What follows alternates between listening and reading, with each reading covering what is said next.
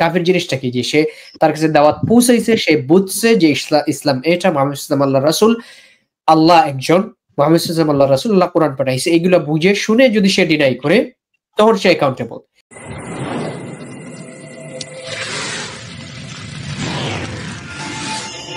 জি, আমার একটা বেসিক প্রশ্ন আছে, আমি আর কি নিজের মানে চিন্তা করে আমি যেটা একটা ভাবলাম, আমি জিজ্ঞাসা করি আপনাকে যে আচ্ছা, মনে করেন যে আমরা যারা ধর্ম পালন করি, আমরা কিন্তু বেসিক ধর্মে যেইটাই ধর্ম পালন করি, এটা কিন্তু আমাদের পরিবার থেকে আসে। আমার বাবা মা মুসলিম, আপনারা যারা আছেন আপনাদেরও বাবা মা মুসলিম, সেই ক্ষেত্রে কি আমাদের মধ্যে প্রথম ধর্মে আর কি আমরা রূপান্তরিত বা ধর্মে বিশ্বাসী হয়ে থাকি। তাহলে মনে করেন যে ভারতের একজন পথ শিশু, যে কিনা বাংলাদেশেও আছে পথ শিশু, আমি ভারতের উদাহরণটা দিচ্ছি কেন, মনে করেন যে ভারতের একজন পথ শিশু, সে জন্মগ্রহণ করলো, পথ শিশু মূলত যারা, তারা বেশিরভাগই দেখবেন যে তাদের বাবা মার কোনো পরিচয় থাকে না, প্রত্যেকটা দেশেই আছে। তো একজন পথ শিশু যে ভারতে জন্মগ্রহণ করছে, জন্মের পরে তাকে অলরেডি যার থাকার কোনো জায়গা নেই, সেখানে তাকে প্রথমত বাসস্থানের সাথে যুদ্ধ করতে হচ্ছে। আজকে রাতে এখানে ঘুমায় তো কাল আরেকখানে ঘুমায়। দ্বিতীয়ত, সে যখন একটু বোঝা শুরু করলো, 5-6 বছর হইলো, তখন তার পেটের খাবারের যুদ্ধের জন্য তাকে বিভিন্ন কর্মর সাথে লিপ্ত হতে হচ্ছে, যেহেতু তার কোনো ঠিকানা নেই, গার্জিয়ান নেই। তাকে এখানে টোকাইগিরি করতে হয়, মূলত যদি বলি পথ শিশুরা টোকাইগিরি করে। তৃতীয়ত, এইভাবে তাদের জীবন চলে। এখন মনে করেন যে ইসলামে বলা আছে যে 13 বছরের আগে যদি কেউ মারা যায়, সেই হিসাবে সে যেই ধর্মেরই হোক না কেন, তার কোনো পাপ গণ্য হবে না, মানে কারণ সে শিশু বা সে শিরক করুক আর যাই করুক, 13 বছর পর থেকে তার পাপ পুণ্যের হিসাব আল্লাহ তাআলা নিবে।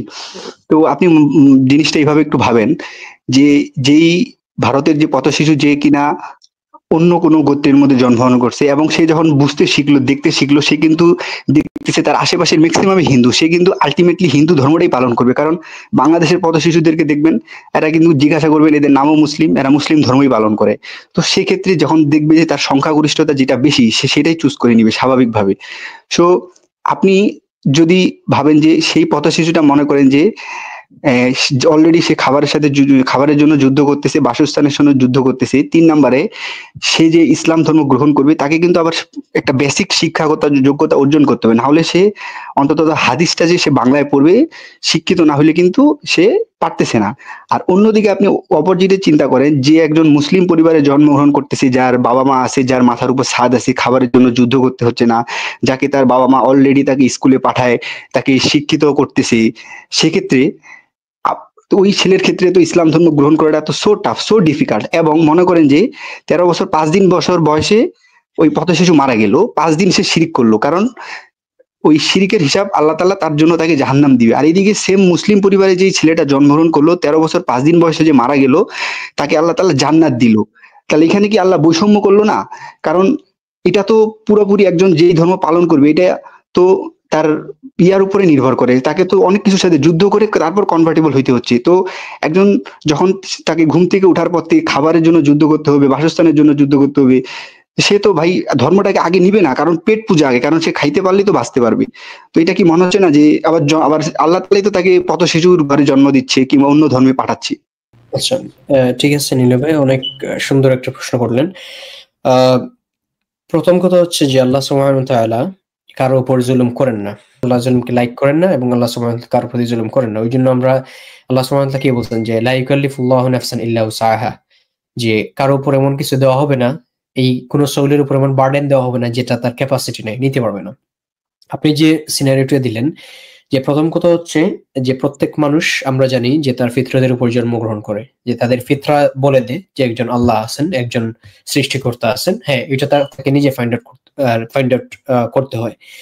সেকেন্ড কথা হচ্ছে যে সিনারিওটা আপনি দিলেন, যে ধরেন একজন পথ শিশু, সে স্ট্রাগল করতেছে, সে আপনার একটা হিন্দু পরিবেশে বড় হয়েছে, এখন তার ফয়সালাটা কি, সে তো অবভিয়াসলি একটা প্রতিকূল পরিবেশে যাচ্ছে। সো তারপর আপনি যেটা, আমি একটা পার্সিয়ালি ডিসএগ্রি করি ওই জায়গায়, যে তাকে পড়াশোনা শিখতেই হবে ইন অর্ডার টু বিকাম মুসলিম। যে আমরা অনেক জানি যে আপনি এটা আমরা কেউই বলতে পারবো না যে ধরেন ইন্ডিয়াতে যারা মুসলিম আছে যে তারা সবাই এডুকেটেড, ওয়েল এডুকেটেড। ওইরকম আছে যে কৃষক মানে জাস্ট মুচির দোকানদার, কৃষক, তারপর তারা মুসলিম হয়। সো এটা নট নেসেসারি যে ওয়েল এডুকেটেড বা পড়াশোনা জানা লাগবে মুসলিম হওয়ার জন্য।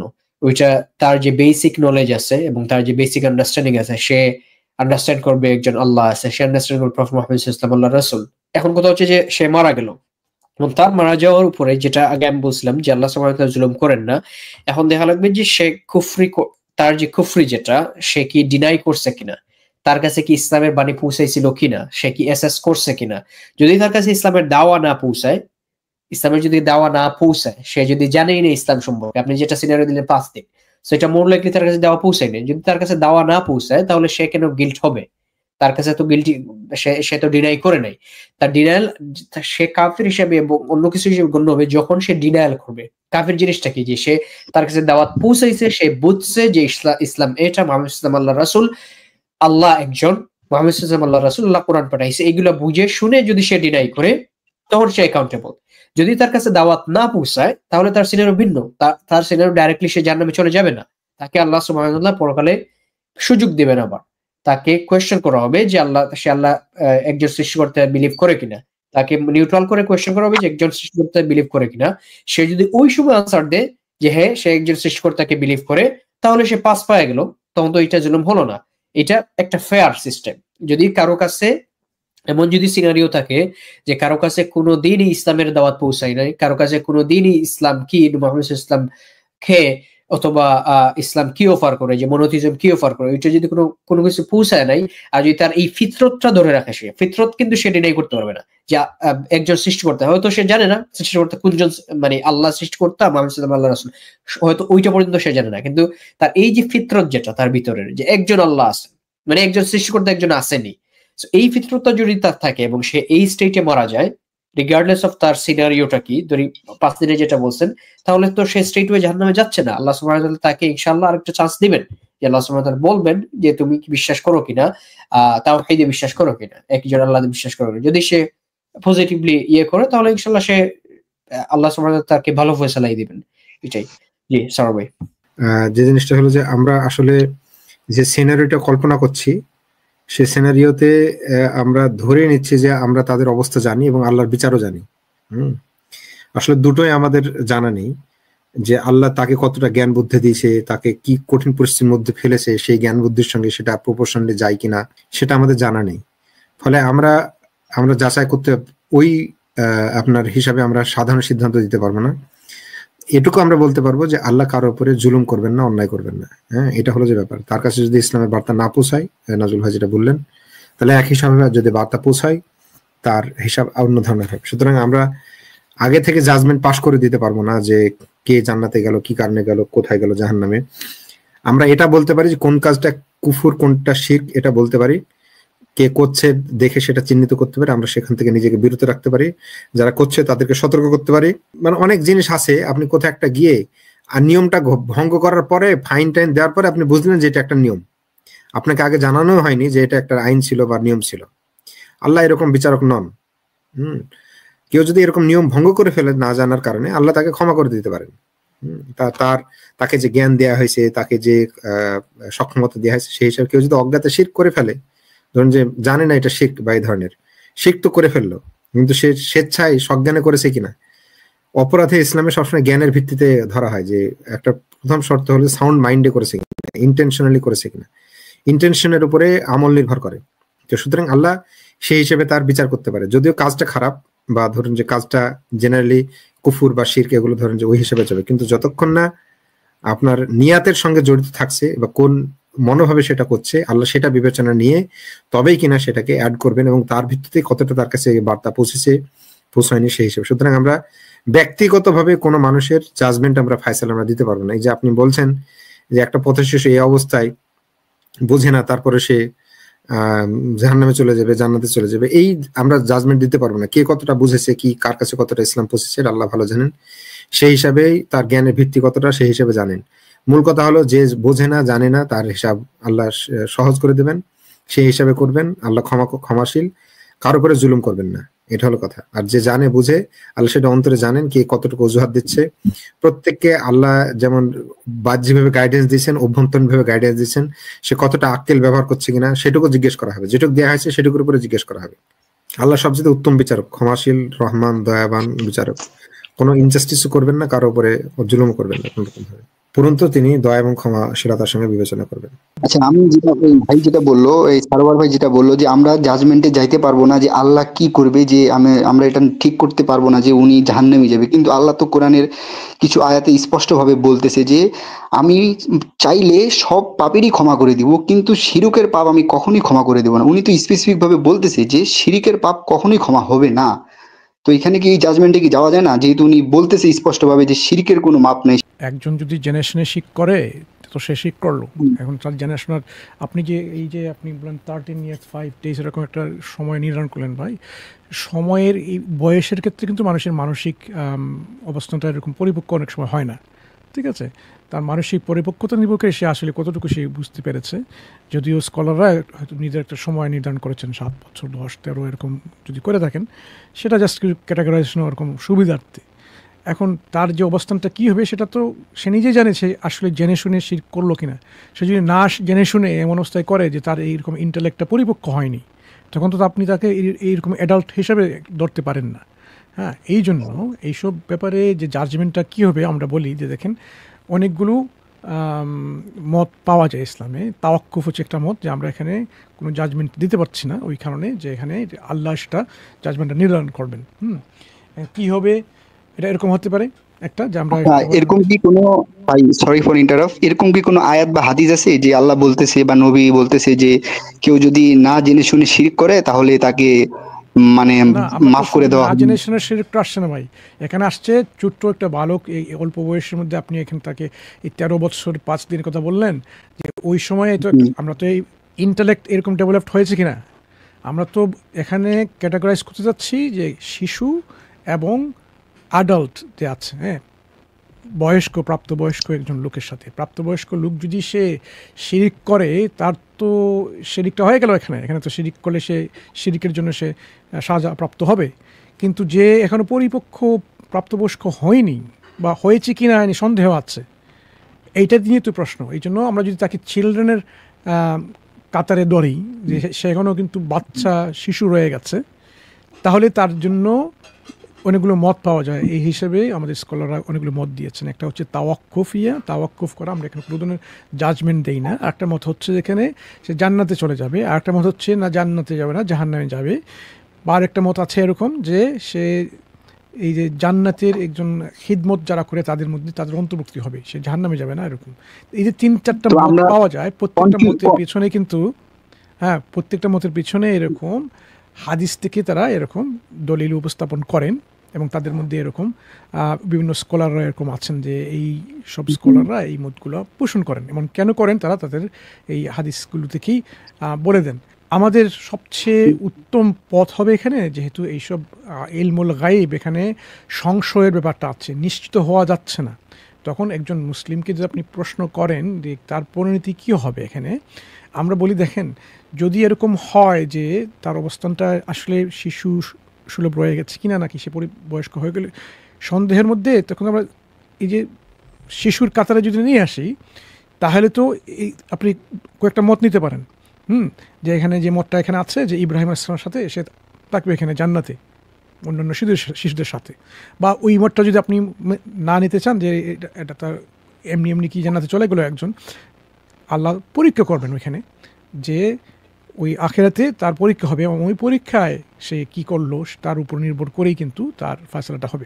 এরকম অনেকগুলো পজিশন নেওয়া যায়, কিন্তু সব পজিশনের কিন্তু একটা কমনালিটি আছে, যে এখানে আল্লাহ কখনো তার বান্দার উপরে জুলুম করেন না। লাইসা বিযাল্লামিল লিল আবিদ, কখনো এই ন্যূনতম পক্ষ কোনো জুলুম হবে না। এর অর্থ হলো যে একজন প্রতিকূল পরিবেশে জন্মগ্রহণ করেছে বলেই যে তাকে জাহান্নামে চলে যেতে হবে, এরকম এটা যুক্তিসঙ্গত মনে হয় না।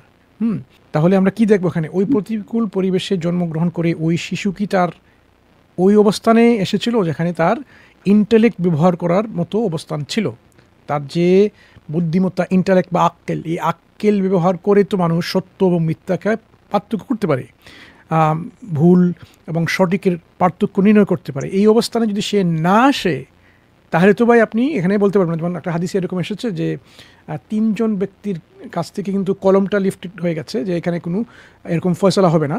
তার মধ্যে একটা হচ্ছে যে এরকম যে প্রাপ্তবয়স্ক হয়নি, আমার মনে হয় হ্যাঁ তিরমিজি শরীফে এরকম ছিল, যে প্রাপ্তবয়স্ক হয়নি তার উপরে এরকম ফয়সালা এরকম হবে না, কারণ সে তো এই পজিশনে আসেনি সত্যকে সত্য হিসেবে জানা, মিথ্যা হিসেবে জানা, এই পার্থক্যকরণের অবস্থানে সে আসেনি। এই জন্য আমরা যদি দেখি যে আল্লাহ যেহেতু জাস্ট এবং ন্যায় বিচারক, এই হিসেবে প্রতিকূল পরিবেশে জন্মগ্রহণ করে কেউ যদি এরকম অবস্থানে আসে, ন্যায় বিচারের আঙ্গিকে যে ফয়সালাটা হবে সেটাই হবে, আল্লাহ সেই ফয়সালা দিবেন। এখানে আল্লাহ কখনো এখানে কোনো মানুষকে অন্য একটা প্রতিকূল পরিবেশে ফেলে তাকে এই শাস্তি দিবেন না যেখানে সে শাস্তিযোগ্য নয়। কারণ শাস্তিযোগ্য হতে হলে কিন্তু তাকে শুধুমাত্র এই পরিবেশ তো না, তার কিছু রিসোর্স তো তার মধ্যে ইন্টেলেকচুয়াল কিন্তু এবিলিটি আছে কিনা দেখতে পেরে, তা এবিলিটি দিতে হবে এখানে। যেমন কাউকে শাস্তি দেওয়ার জন্য যদি এরকম অবস্থা চলে আসে, কতগুলো পূর্ব শর্ত বা কন্ডিশন, প্রি কন্ডিশন আছে। একটা হচ্ছে এটা যে শাস্তিযোগ্য অপরাধ সেটা জানিয়ে দেওয়া। ওমা কুন্না মুআযযিবিনা হাত্তা নাবআসা রাসূলা, কোরআনের একটা আয়াতের অংশটা, যে আল্লাহ বলছেন কখনো কাউকে তিনি শাস্তি দেন না যতক্ষণ পর্যন্ত না একজন রাসূল পাঠানো হয় তাদের মাঝে, যিনি কী করেন, এই রাসূল তাদেরকে বলবেন যে কোনটা গ্রহণযোগ্য, কোনটা গ্রহণযোগ্য না, কোনটা সঠিক, কোনটা ভুল, কোনটা সত্য, কোনটা মিথ্যা, কোনটা পরিহার করতে হবে, কোনটা বাধ্যতামূলক করতে হবে। এই যে রাসূলের যে কাজটা এখানে, এরকম যদি কোনো নবী রাসূল না আসেন কোনো কমের মধ্যে, তাহলে এই কমকে শাস্তি দেওয়া হয় না। এটা হচ্ছে আল্লাহর এটা ন্যায় পরায়ণতার মূলনীতি। ওমা কুন্না মুআযযিবিনা হাত্তা নাবআসা রাসূলা। এখন যে ব্যক্তির কাছে ইসলাম পৌঁছলো না কোনো একটা প্রতিকূল পরিবেশের কারণে, পরিবেশটা অনুকূল ছিল তার জন্য, সে ইসলামই জানলো না, শুনলো না, তার পক্ষে এখানে শাস্তিযোগ্য অপরাধটা হলো কীভাবে? এটা তো বিবেচ্য বিষয়, এটা তো অপরাধের কথাইতে আসে না। শাস্তিযোগ্য অপরাধ তখনই হবে যখন সে জানবে যে এইরকম কাজ করা, শিরক করা বা আল্লাহর নাফরমানি করা বা আল্লাহকে অস্বীকার করা এটা শাস্তিযোগ্য অপরাধ। সে যদি সেটা না জানে তাকে তো শাস্তি দেওয়া যেতে পারে না। এই জন্য শাস্তি দিতে হলে শাস্তির আগে যে আইন প্রণয়ন হবে, যে আইন বলে দেবে যে এটা হচ্ছে অপরাধযোগ্য, এই কাজটা হচ্ছে অপরাধ এবং তার জন্য শাস্তি নির্ধারিত আছে।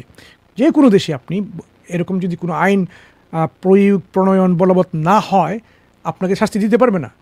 যেমন আপনাকে ধরে ফেললো কোনো একটা বিষয়ে, তারপরে পরবর্তীতে কী করলো, তার একটা আইন তৈরি করলো, এরকম হয় না, কারণ আইনই আগে ছিল না। যে আইন আগে বলবৎ ছিল না, সে অনুপস্থিত আইনের অধীনে আপনাকে শাস্তি দেওয়া যেতে পারে না। বুঝতে পেরেছেন? এই জন্য এইসব ব্যাপারটা অনেক সূক্ষ্মভাবে চিন্তা করে বলতে হয়। এই জন্য আমরা বলি এখানে আপনি যেটা বললেন যে তার কাছে না পৌঁছাইলে তারপর যদি না জানে শিরক করে তাহলে মাফ করে দিবি, এই কোনো এভিডেন্স আছে কি আপনাদের কাছে? হ্যাঁ, অবশ্যই আছে। এই যে আমি 4টা মতের কথা বললাম, এই 4টা মতের পক্ষে এরকম হাদিস অবশ্যই আছে। যারা এই মতগুলো পোষণ করেন তারা এই হাদিসগুলো পেশ করে থাকেন। যেমন যে পজিশনে বলা হচ্ছে তাদেরকে টেস্ট করা হবে, এই পজিশনটা হচ্ছে আবুল হাসান আল আশারি, ইবনু কাসির, ইবনু তাইমিয়া, ইবনুল কাইয়িম আল আলবানী এবং ইবন বিন বাজ এবং অন্যান্যরা। হ্যাঁ, তাদের যে পক্ষে যে হাদিসটা ওনারা নিয়ে আসেন, এটা পাওয়া যাচ্ছে সিলসিলা আহাদিস as-সাহিহা 2468। এটা আসছে মুআজাম কাবীর আত-তাবারানি। The incompetent one, the one who died in the period between messengers, and the one who died as a child will be brought forth on the day of judgment.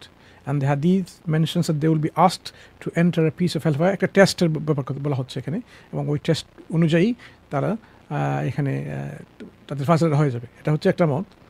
যেখানে বলা হচ্ছে জান্নাতে যাবে, এই পজিশনটা হচ্ছে আল কুরতুবি, আল বুখারী, ইবনে হাজার, আন-নাওয়াবী, ইবন আল জাওজি এবং অন্যান্যরা। এবং তাদের প্রমাণ হচ্ছে এখানে যে আয়াতটা, কোরআন আয়াতটা আমরা বললাম, যে নাজর আগে উল্লেখ করলেন, লা ইউকাল্লিফুল্লাহু নাফসান ইল্লা উসআহা, এটা সূরা ইসরার 15 নম্বর আয়াত।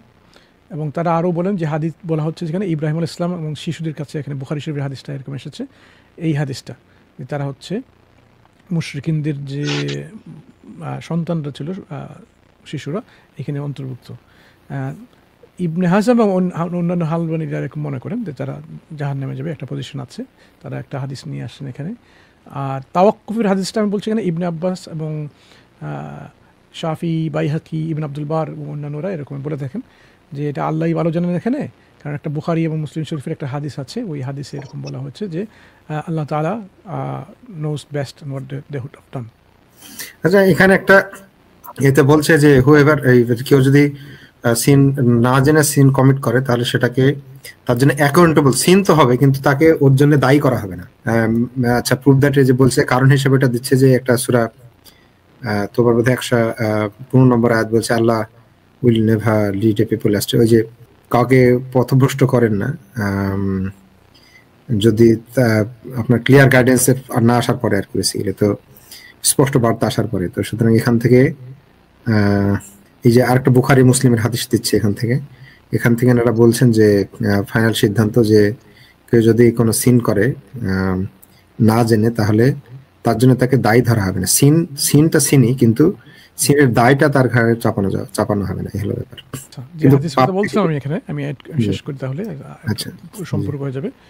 বুখারী শরীফের যে হাদিসটা, volume 9 book 87 number 171, narrated Samura bin Jundub, the tall man who saw in the garden is Ibrahim alayhis salam, and the children around him are those children who die with al-fitra.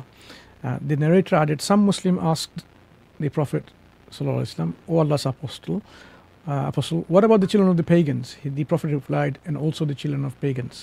তাহলে এটা ইব্রাহিম আলাইহিস সাথে যে শিশুরা আছে এখানে, যে মুশরিকদের বাচ্চাদের কথা বলা হচ্ছে এখানে। দ্বিতীয় হাদিসটা হচ্ছে এরকম, বুখারী শরীফের ভলিউম 8 বুক 77 নাম্বার 597, আবু হুরায়রা থেকে বর্ণিত আছে এটা। আল্লাহস আপোস্টল was asked about the offspring of the pagans, এই যে মুশরিকদের সন্তানদের সম্পর্কে জিজ্ঞেস করা হয়েছিল রাসূলুল্লাহ সাল্লামকে। He said, Allah knows what they would have done. হ্যাঁ, আল্লাহ জানেন তারা কি করতো এখানে।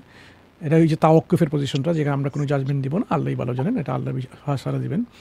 আবু হুরায়রা থেকে বর্ণিত আছে, আল্লাহ রাসূল সাল্লাল্লাহু আলাইহি ওয়াসাল্লাম বলেছেন, no child is born but has the Islamic faith but its parents turn into a Jew or Christian. ও আচ্ছা, ওই হাদিসটাই, ফিতরা হাদিসটা, যে প্রত্যেক শিশু তার একটা ফিতরাতের মধ্যে জন্মগ্রহণ করে, শুধুমাত্র তার পিতামাতা তাকে কোনো ইয়াহুদি বা খ্রিস্টান মানায়। It is as you help the animals give birth. Do you find among their offspring a mutilated one before you mutilate them yourself? The people said, O Allah's apostle, what do you think about those who die young? The Prophet said, Allah knows what they would have done. এই দুটো হাদিস থেকে কিন্তু আমাদের এই যে position, তাওয়াক্কুফের পজিশনটা এরকম আসে, বা এই রিকনসাইল এরকম করে থাকেন। এই জন্য বলছি যে আমাদের যে চারটা মতের কথা আমি বললাম, এখানে আপনি যে হিসাবে এখানে দেখতে পারেন ওই বাচ্চার অবস্থান কী ছিল, তার প্রেক্ষাপটটা কী ছিল, বয়স, তার পরিপক্কতা, সবগুলো বিবেচনা করে যদি কোনো একটা পজিশনে একজন স্কলার বলতে পারেন এখানে কোন পজিশনটা এখানে কার্যকরী হবে। আর যদি কোনটা আপনি নিশ্চিতভাবে বলতে পারেন না, তাহলে তাওয়াক্কুফের পজিশনটা এরকম আল্লাহ সিদ্ধান্ত নেবেন। এবং বিশেষ করে যে জান্নাতে যাওয়ার সম্ভাবনাটা ওইখানে বেশি, ওই কারণে যে সে তো নিজে স্বেচ্ছা এখানে শিরক করছে না, তার কাছে ইসলামের প্রকৃত দাওয়াত পৌঁছেনি, সে স্বেচ্ছায় নিজে অস্বীকার করেনি, এই যে আরোগ্যান এবং স্টাবনলি, ওইসব কারণেই কিন্তু ওই দ্বিতীয় হাদিসটা ইব্রাহিম আলাইহিস সালামের সঙ্গে যে মুশরিকদের সন্তানগুলো আছে এখানে জান্নাতে, ওই মতটা আরও একটু পরিষ্কার হয়ে যায়।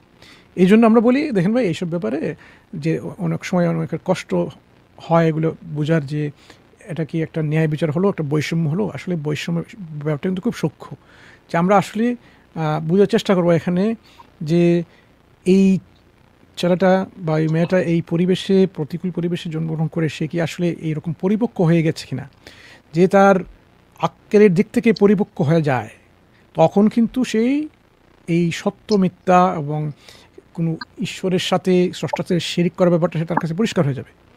কারণ স্রষ্টা যে একজন আছেন এটা কিন্তু আক্কেলই সেটা প্রমাণ করে।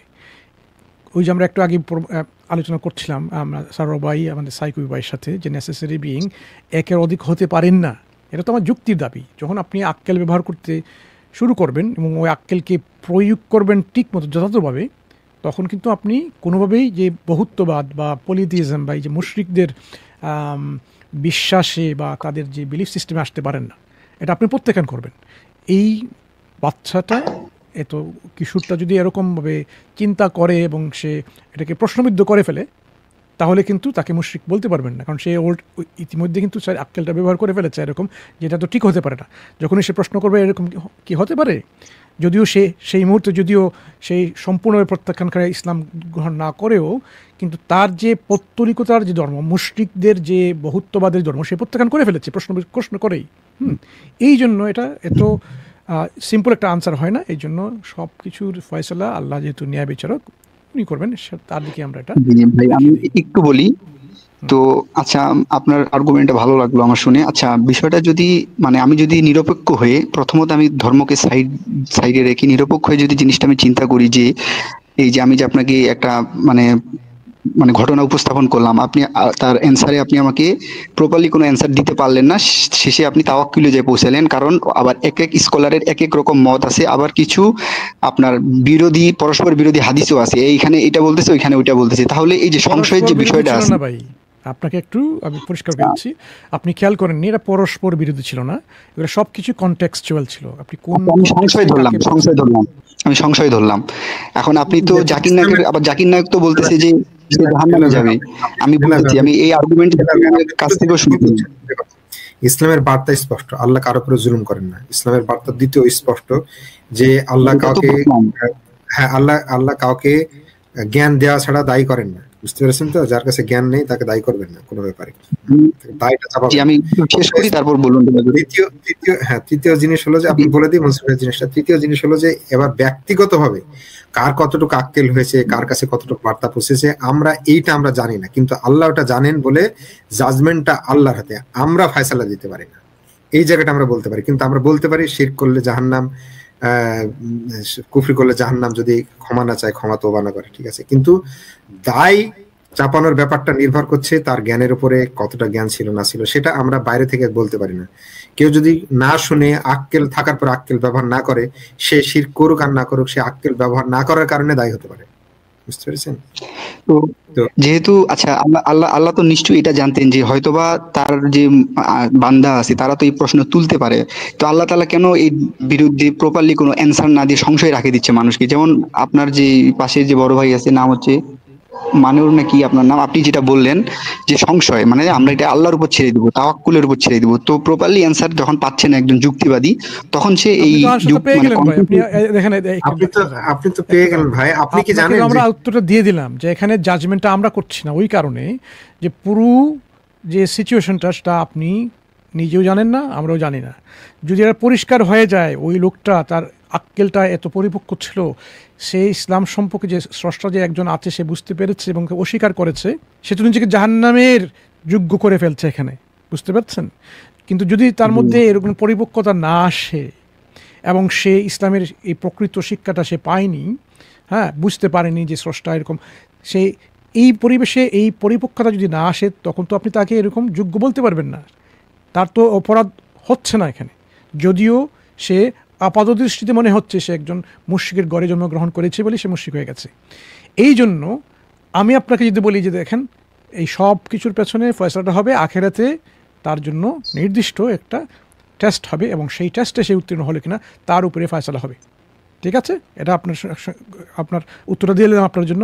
আপনি বলছেন উত্তর দিচ্ছি না, আমি উত্তর আপনার জন্য আরও পরিপক্ক করে একটু কম্বাইন করে দিয়ে দিলাম যে ওই সময় তার আখিরাতে একটা বিচার হবে এবং ওই বিচারেই তার ফয়সালা হবে। আল্লাহ যেহেতু ন্যায়পরায়ণ, কখনো হবে। বিচারটা কিসের বেসিসে হবে, মানে কি বিচার করবে তার, এটার কোনো ধারণা দিতে পারবেন? মানে কি ধরনের আল্লাহর ন্যায় বিচারের উপরে আপনার কি সন্দেহ আছে? স্রষ্টার ন্যায় বিচারের উপরে আপনি কি সন্দেহ আছে? আপনি কি স্রষ্টা বিশ্বাস করেন? না, করি না। এইখানে তো সমস্যা। তাহলে আগে তো বলে দিতে পারতেন আমি স্রষ্টাতে বিশ্বাস করি না, এইসব প্রশ্নের কোনো প্রয়োজনই ছিল না। আপনি যদি স্রষ্টাতে বিশ্বাস করতেন তাহলে আপনি জানতেন যে নেসেসারিলি স্রষ্টা হবেন ত্রুটিপূর্ণ।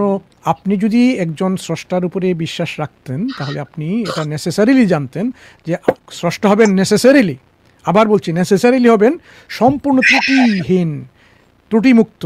উনি হবেন সব ভালো গুণে গুণান্বিত, পারফেক্ট, অল পারফেকশন ওনার হবে। এবং সেই পারফেকশনের একটা হচ্ছে উনি হবেন ন্যায় বিচারক। ওনাকে হতেই হবে এরকম ন্যায় বিচারক, এটা হচ্ছে সবচেয়ে পারফেক্ট একটা গুণ। এবং ন্যায় বিচারক হওয়ার কারণে উনি ন্যায়ের সাথে উনি বিচার করবেন, কোনো জুলুম করবেন না। একজন মানুষ যে শাস্তি পাবে সেও বলবে না ওই সময় যে আমার প্রতি অন্যায় করা হয়েছে। যে জাহান্নামে যাবে, শাস্তি জায়গা যাবে, সেও কখনো বলতে পারবে না ওই সময় বিচারে যে আমার উপরে জুলুম করা হয়েছে এবং অন্যায়ভাবে আমাকে জাহান্নামে দেওয়া হয়েছে, কখনো কেউ বলতে পারবে না। ন্যায় এতটুকু প্রযোজ্য এখানে আল্লাহর ক্ষেত্রে। এই জন্য আমরা বলি আল্লাহ হচ্ছেন এত অল জাস্ট যে কখনো কোনো বান্দাই এরকম বলতে পারবে না যে অন্যায় করা হয়েছে তার প্রতি।